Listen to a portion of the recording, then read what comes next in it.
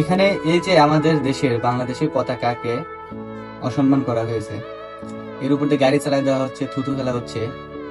আসলে ভাই আমরা কি অপরাধটা করলাম, মানে কতখানি জঘন্যতম কাজ করছি যে তার কারণে আমাদের পতাকা এরকম অবমাননা করা হচ্ছে, অসম্মান করা হচ্ছে।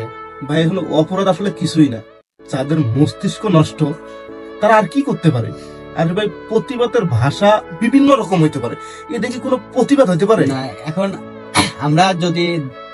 আমরা বলেন আর বাংলাদেশ বলেন, দেশ যদি কোন দেশের উপরে বা কোন জনগোষ্ঠীর উপরে বর্বরতা চালায়, অন্যায়ভাবে কোন দেশ দখলে চলে যায়, যেমন ইউক্রেন রাশিয়ার কথা বলতে পারেন আপনি। ইউক্রেন রাশিয়া, হুম। এখানে রাশিয়া ইউক্রেন দখলের জন্য তাদের দেশে বিভিন্ন আগ্নেয়াস্ত্র দিয়ে বোমা হামলা করে বিভিন্ন লোক মেরে ফেলতেছে, বিল্ডিং ধ্বংস করে দিচ্ছে। এক্ষেত্রে তারা দেশের প্রতিবাদ করতে পারে যে আমরা এইভাবে প্রতিবাদ করতে পারতেছি না, তাদের পতাকা অবমাননা করতেছে, ঠিক আছে। তাহলে আমরা কি অপরাধ করলাম? তাও তো ভাই